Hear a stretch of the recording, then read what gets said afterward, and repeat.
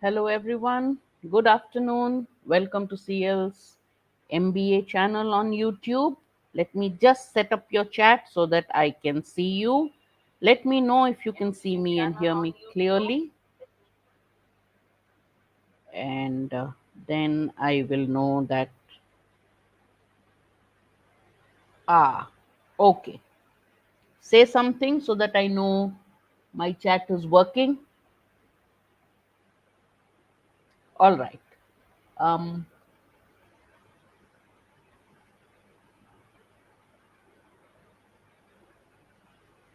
I assume it is. All right. We are on our sixth must do RC set session. As you know, I choose easy to moderate passages, and but the questions are based on or patterned on CAT questions.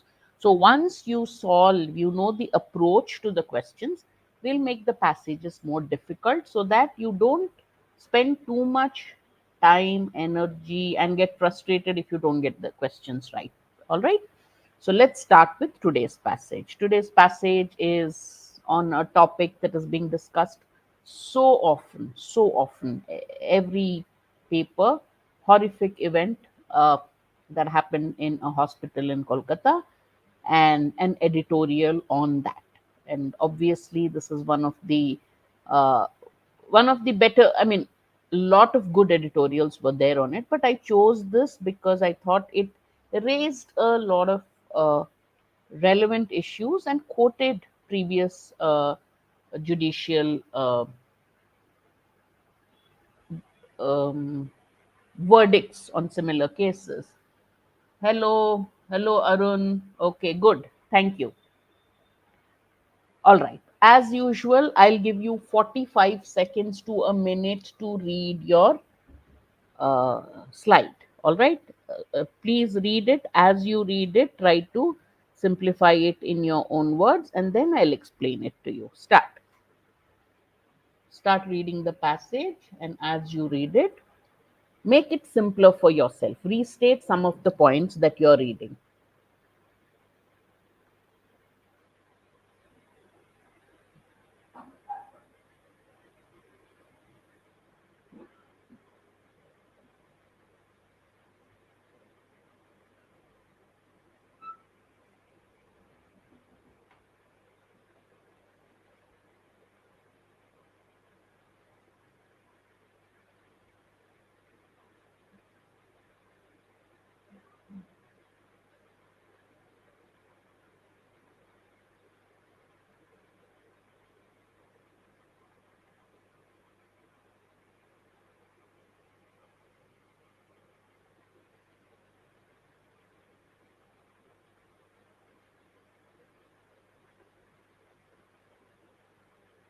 Whatever you have read, I gave you 1 minute. Let's move to the next slide.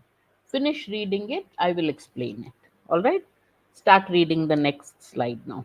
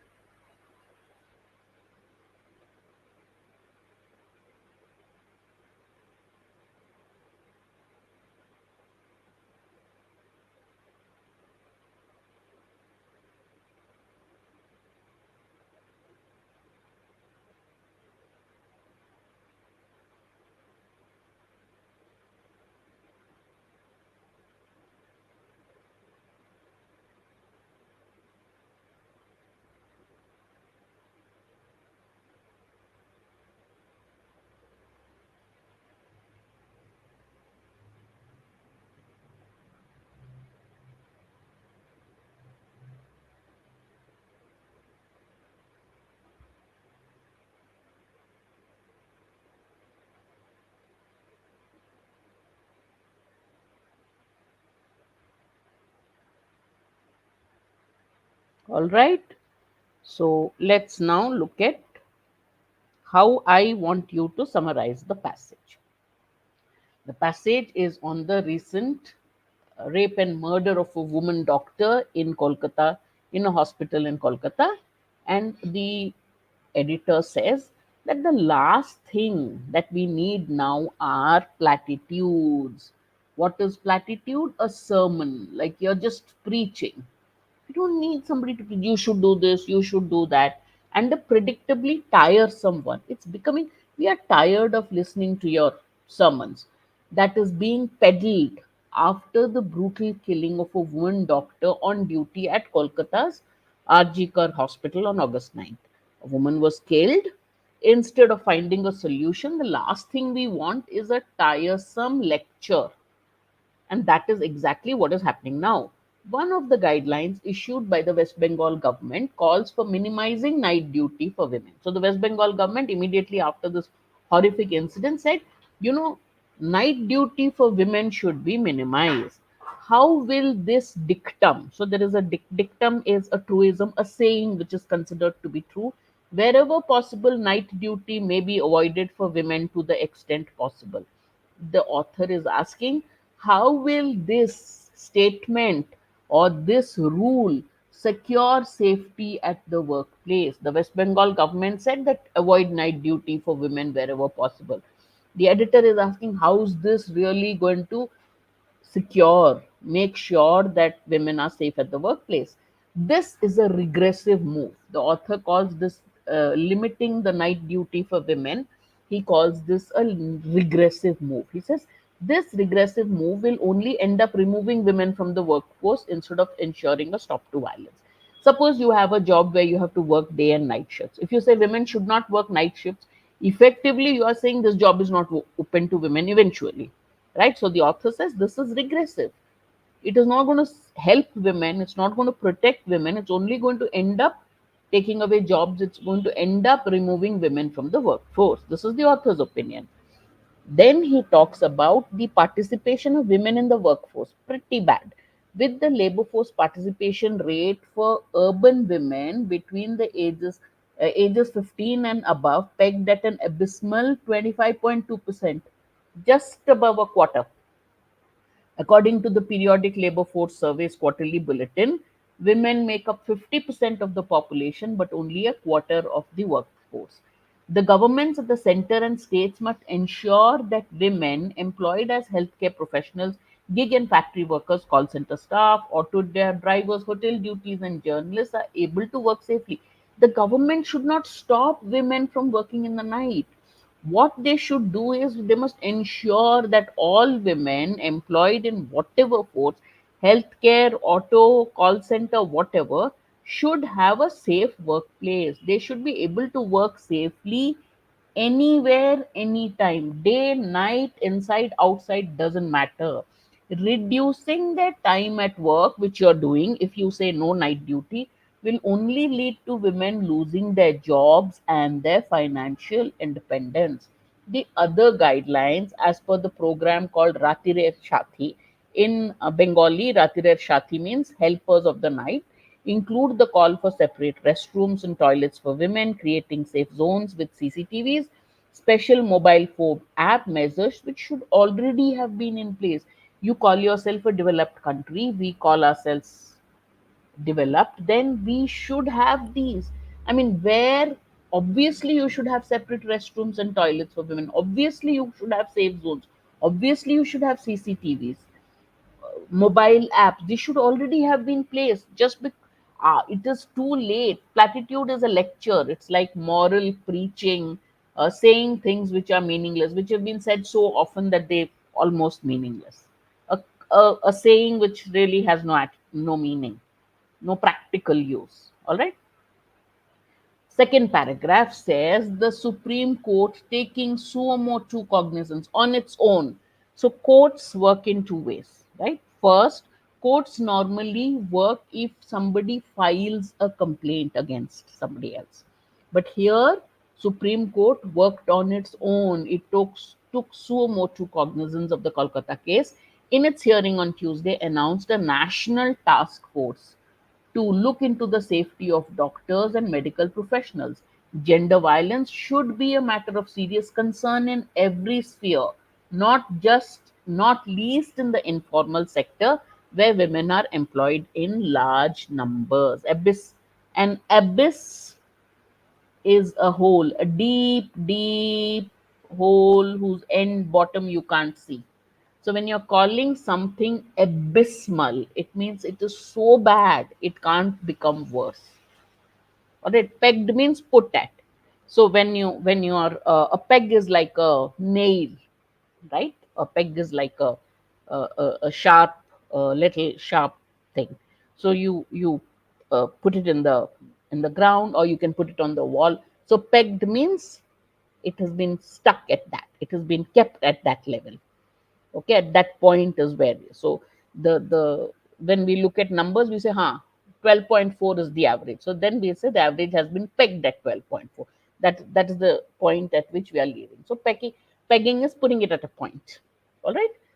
A peg is like a small nail, a wooden nail kind of a thing that is used to drive something into the ground or put something on the wall.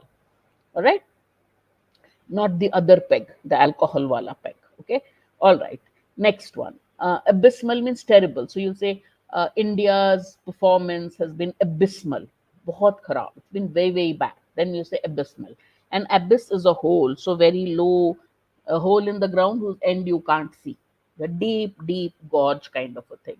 So when you call something abysmal, that's an adjective. It means it's so bad. It's very very bad, of very low quality, can't get worse, of the worst kind of state, then you say it's abysmal. All right.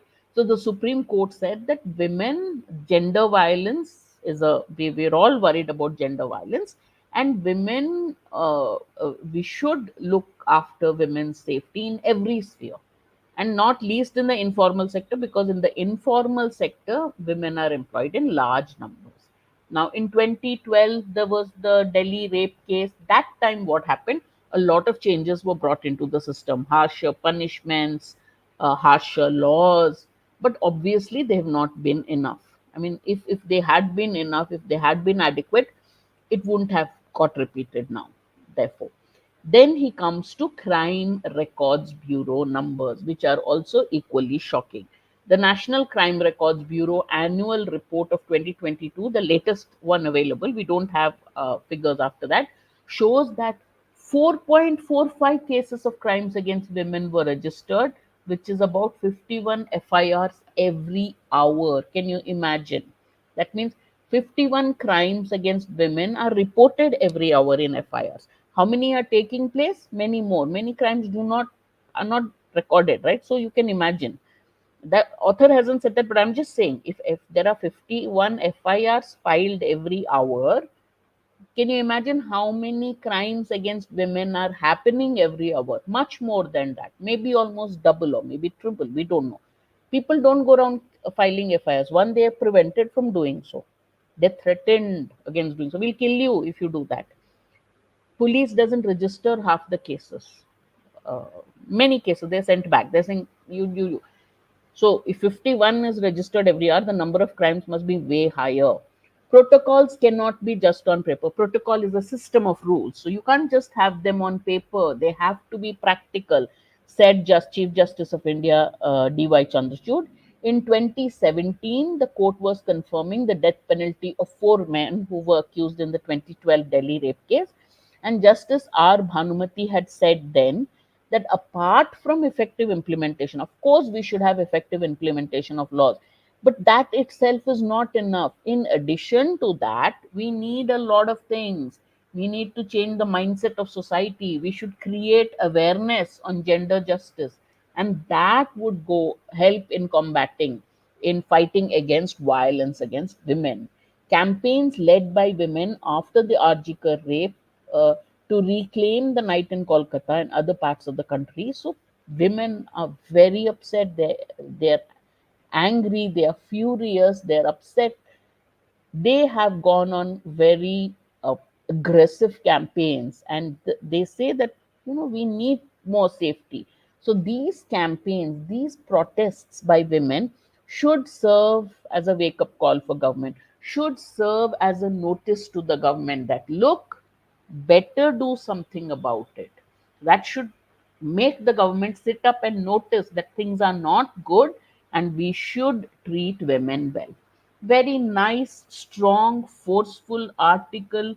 Hello, Astha, on violence against women. But the article itself, has been the editor has been inspired to write this, or rather instigate, provoked, or rather he is so indignant at what happened. He's angry, he's upset, and he's written. But he's written an objective piece. Only in two, three places do you see the anger that is there in him, right? So, first question, very much like what happened. So you get, I in every class of mine, I want to make sure that you understand the overall theme, right? That question can be asked in two, three different ways. In the last class, I told you, I asked you to identify what are the key themes of each paragraph. Now you sum up the key themes of each paragraph and tell me which option captures the main point of the passage best, right? The criticisms, you read it once, I simplified it once, so now you should have a good idea about the main point. Generally, for main point cases, you don't go back to the passage because you know it. If you do, I can take you back, but I don't think that's necessary. So the correct answer for a main point question should have all the key points of the passage. The incorrect option will not be completely may not be completely incorrect. It may mention one of the key points, then it's partially correct, but a partially correct answer does not capture the entire passage's essence, so that cannot be the correct answer. Or it may have one word or two different or opposite to what has been meant in the passage or said in the passage, making the entire sentence wrong, right? Or it could talk in general about the topic without telling specifically what the passage has said. So, which of the options captures the main point best? The criticisms against Arun thinks it's C. What about you, Astha? What about the others? Um, I can see a lot more participants, but don't be afraid to make a mistake. Please key in your answers quickly. Criticisms against the recent guidelines of the West Bengal government to minimize night duty for women as being regressive and ineffective are partly justified. The author is totally critical. He does not say, these criticisms are partly correct. He himself calls them regressive because they're not protecting women, they're just taking away jobs from women. So this is not correct. The author has at no point said they are partly justified, they're partly correct, but that the West Bengal government guidelines are not correct.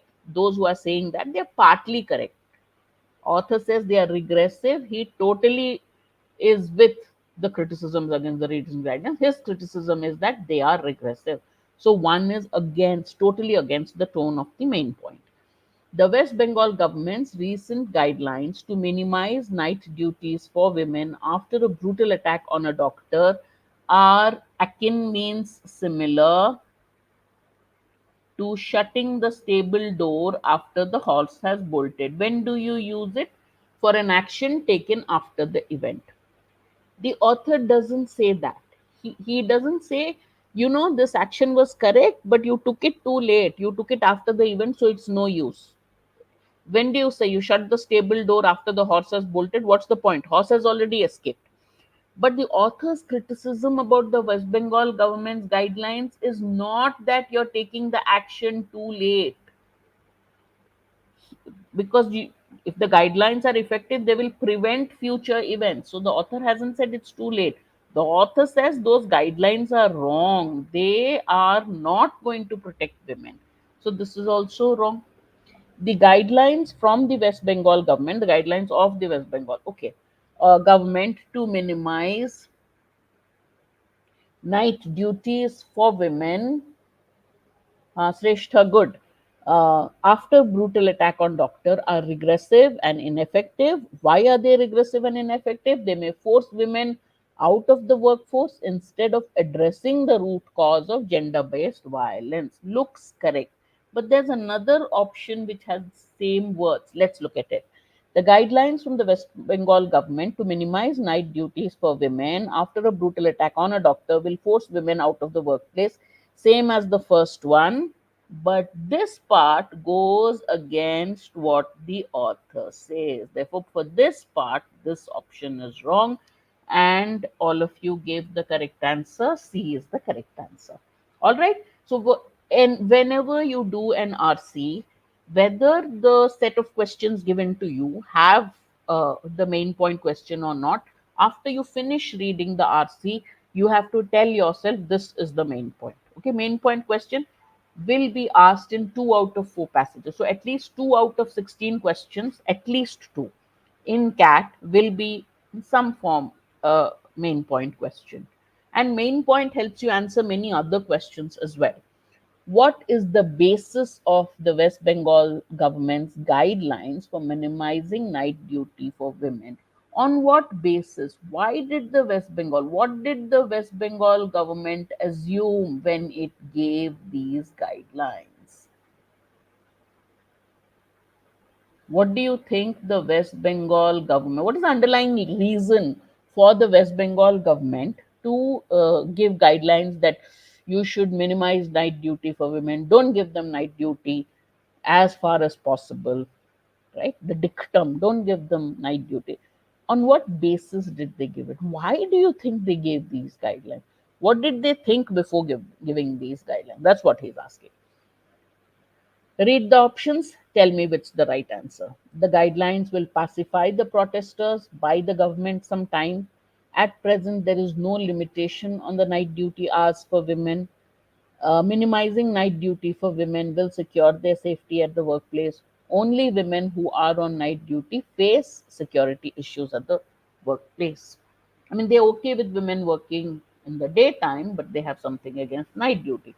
So, what have they assumed when they said it? What do you think is the right answer? A, B, C, or D? This is an assumption question. So the West Bengal government has given guidelines to minimize night duty for women as far as possible.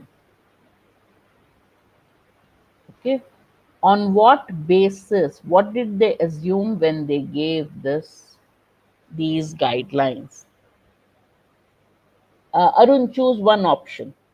50-50 option. This is not KBC. Give me one option.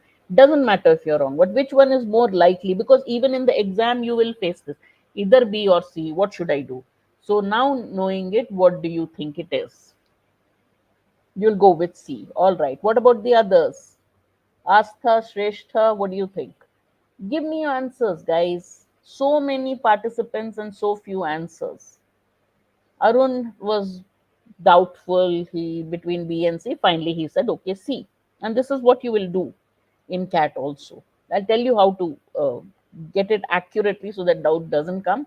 Come on, quickly. I want to see other answers. See, when somebody, suppose I put up an ad saying uh, only uh, so whenever any rule is made, okay, that do not have too many, don't have night duty for women, or women should come only through the front gate, a side gate is not allowed for them. When that is given, the person assumes that whatever guidelines I'm making is good, is beneficial, it is going to be effective.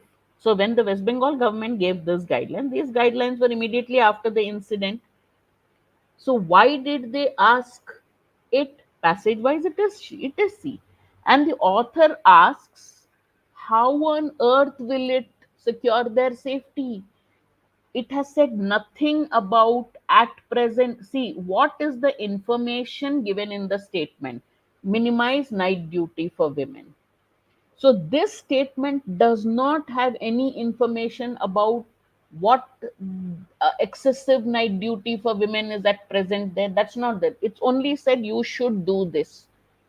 So the assumption there is doing this will be effective. So the government has given it thinking that this will increase the security and safety of women. And the author then says, how will it do it? So nothing about only women on night duty. Okay, night duty face security issues. That's not what they are saying. They are just saying minimize. Minimizing will make safety more, only they are asking. So they are not talking about only women. That is not the information that is there in this line. Neither is this. At present, what are the night duty hours? You don't know. Only thing is they have issued an order. When anybody issues an order, even if it's a government which doesn't think, the assumption is that it will be beneficial. All right. So C is the correct answer. All right. Next one. Which one best explains the concluding statement of the passage? For this, I'll take you back to the concluding statement. All right. Uh, the concluding statement was long, very long. Here, from here. No, no, no, no. Not this, not this. This is the concluding statement. Okay, this is the concluding statement, not this. All right. So you read the concluding statement. Campaigns led by women after the RG Kar rape. Well, that's what it is called. It is not RG Kar rape, but they're calling it that. To reclaim the night in Kolkata and other parts of the country should serve as wake up calls for the government and society to do it right by women. That's what the ending is saying, right? That campaigns led by women to reclaim the night in Calcutta and in other parts of the country should serve as a wake up call to governments and society to do it right for women. That's what is the concluding line. So, what can be concluded